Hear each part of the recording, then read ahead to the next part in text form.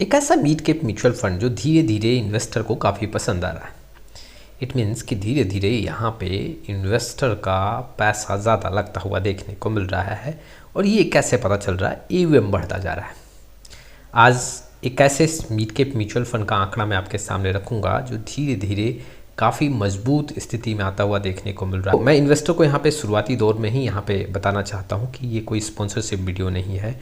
जैसे जैसे कोई म्यूचुअल फंड काफ़ी बेहतर प्रदर्शन करता है या फिर काफ़ी अच्छा इन्वेस्टर को रिटर्न बना के देता है, कुछ ऐसे पॉइंट्स रिकवरी देखने को मिलता है, तो मैं वैसे म्यूचुअल फंड का आंकड़ा आपके सामने रखता हूँ। किस मिड कैप म्यूचुअल फंड की बात कर रहा हूँ जो काफ़ी बेहतर देखने को मिल रहा है, धीरे धीरे इन्वेस्टर को अट्रैक्ट कर रहा है? जी हाँ, मैं Mirae asset mid cap mutual fund की बात कर रहा हूँ। आज के वीडियो में हम जानेंगे कि इस मिड कैप म्यूचुअल फंड का आंकड़ा कैसा है, लमसम रिटर्न का आंकड़ा कैसा है, उसके साथ ही साथ हम SIP के रोलिंग रिटर्न का भी आंकड़ा देखेंगे। ये भी जानेंगे कि गिरावट के बाद ऐसे म्यूचुअल फंड का डाउन साइड प्रोटेक्शन कैसा है और पिछले 5 साल के एनुअल रिटर्न पे इस म्यूचुअल फंड का आंकड़ा ईयर टू ईयर कैसा देखने को मिल रहा है। चलिए शुरुआत करते हैं। लेकिन आप में से बहुत ऐसे इन्वेस्टर हैं जिनको पोर्टफोलियो रिव्यू और डिज़ाइन को लेकर प्रॉब्लम है। डिस्क्रिप्शन बॉक्स में आए डिटेल चेक करें और व्हाट्सअप नंबर के थ्रू हमारे साथ जुड़ सकते हैं। शुरुआत करते हैं। सबसे पहले हम बेसिक डिटेल से स्टार्ट करते हैं। जैसे कि आप देख सकते हो, खर्चे की बात करें तो 0.56% एक्सपेंस रेशियो है। यहाँ पे जो AUM है वो 18,000 करोड़ के ऊपर देखने को मिल रहा है।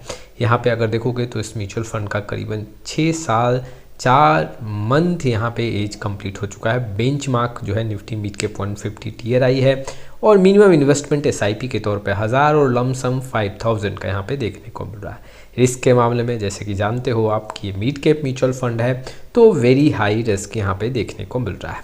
चलिए अब हम जानते हैं कि इस म्यूचुअल फंड का रिटर्न कैसा है, लमसम रिटर्न कैसा देखने को मिल रहा है। पिछले 1 मंथ का आंकड़ा देखोगे 1.46% का रिटर्न है। कैटेगरी एवरेज में आंकड़ा 1.23% के आसपास देखने को मिल रहा है। अगर वही 3 मंथ का आंकड़ा देखोगे तो 5% के आसपास का रिटर्न है। कैटेगरी एवरेज में 2.73% है। 6 मंथ का आंकड़ा देखें तो 12.96% है।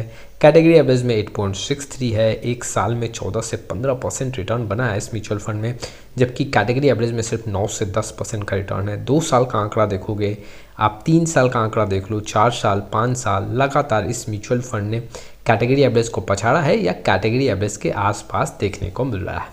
तो अब धीरे धीरे इस म्यूचुअल फंड का आंकड़ा मजबूत देखने को मिल रहा है। जैसे कि आप 6 मंथ का आंकड़ा देखोगे तो डिफरेंस कैटेगरी एवरेज से काफ़ी ज़्यादा है। यहाँ पे करीबन आप कह सकते हो 4% ज़्यादा रिटर्न बना के दिया है कैटेगरी एवरेज में। वहीं पे 1 साल में भी अगर आंकड़ा देखोगे तो आप यहाँ पे देख सकते हो करीबन 5% के आसपास इस म्यूचुअल फंड ने ज़्यादा कैटेगरी एवरेज से रिटर्न बना के दिया है। तो आंकड़े धीरे धीरे इस म्यूचुअल फंड का मजबूत देखने को मिल रहा है। अब जानते हैं कि SIP का रोलिंग रिटर्न कैसा है। अगर आप देखोगे तो यहाँ पे 1 साल का जो रिटर्न है, मीडियन की बात कर रहा हूँ, 25.73 है। कैटेगरी एवरेज में यही आंकड़ा 19.3% के आसपास है। 3 साल का अगर देखोगे तो 24% के ऊपर और 5 साल में 22 से 23% का यहाँ पे देखने को मिल रहा है। ये जो रोलिंग रिटर्न है, अगर किसी भी 5 साल का आंकड़ा जोड़ोगे तो वो 22-23% के ऊपर का आंकड़ा ही देखने को मिलेगा। यहाँ पे जो रोलिंग रिटर्न है इससे ये पता चल रहा है कि काफ़ी स्ट्रॉन्ग रिटर्न है। कैटेगरी एवरेज से काफ़ी ज़्यादा यहाँ पे मीडियन देखने को मिल रहा है। चलिए अब हम ये भी देखते हैं कि वाकई में इस म्यूचुअल फंड का डाउन साइड प्रोटेक्शन कैसा है। देखो कुछ वर्स्ट कंडीशन पे अगर मैं देखूं तो यहाँ पे देखो जैसे जनवरी 2025 से मार्च 2025 में इस म्यूचुअल फंड में गिरावट कैटेगरी एवरेज से ज़्यादा देखने को मिला। अक्टूबर 2024 में यहाँ पे दिसंबर 2024 तक इस म्यूचुअल फंड का आंकड़ा थोड़ा सा नेगेटिव ज़्यादा रहा कैटेगरी एवरेज से, और जनवरी 2023 से मार्च 2023 में भी आंकड़ा इस फंड का ज़्यादा नेगेटिव रहा। तो एक बात तो तय है कि इस म्यूचुअल फंड ने रिटर्न तो अच्छा बना के दिया है, लेकिन डाउन साइड प्रोटेक्शन के मामले में कहीं कमज़ोर दिख रहा है। कैटेगरी एवरेज से यहाँ पे ज़्यादा गिरावट देखने को मिलता है। तो अगर देखा जाए तो इस म्यूचुअल फंड ने ईयर टू ईयर काफ़ी अच्छे रिटर्न बना के दिए हैं। अगर मैं 6 साल का आंकड़ा देखूँ तो इस 6 साल के ड्यूरेशन में 2 साल सिर्फ कैटेगरी एवरेज को पछाड़ नहीं पाया, बाकी 4 साल का आंकड़ा काफ़ी मजबूत रहा है। जैसे कि आपके सामने आंकड़े हैं, 2020 में इस म्यूचुअल फंड ने बेहतर परफॉर्म किया। 2021 में भी आंकड़ा देख सकते हो, कैटेगरी एवरेज से ज़्यादा पैसा बना। 2022 में कमज़ोर रहा, 2023 में स्ट्रॉन्ग डेटा देखने को मिला और फिर 2024 में यहाँ पे कमज़ोर देखने को मिला। तो अगर आप यहाँ पे टोटल 5 साल में देखोगे तो 2 साल इस म्यूचुअल फंड का परफॉर्मेंस कमज़ोर रहा। 2025 की बात करूँ तो आप देख सकते हो मंथ टू मंथ का आंकड़ा यहाँ पे है और हर मंथ में आपको इस म्यूचुअल फंड का आंकड़ा स्ट्रॉन्ग देखने को मिलेगा कैटेगरी एवरेज से। तो पिछले 6 साल में एक बात तो तय है कि इसने कैटेगरी एवरेज से ज़्यादा पैसा बना के दिया है। कुल मिला के आंकड़े मजबूत हैं। एसआईपी का देखें, लमसम का देख लें, यहाँ पे रोलिंग रिटर्न एसआईपी का देख लें, और ईयर टू ईयर का डेटा भी अगर मैं देखूँ, यहाँ पे आंकड़े मजबूत देखने को मिल रहे हैं। लेकिन जो एक नेगेटिव पॉइंट है, डाउन साइड प्रोटेक्शन थोड़ा कमज़ोर इस म्यूचुअल फंड का देखने को मिल रहा है।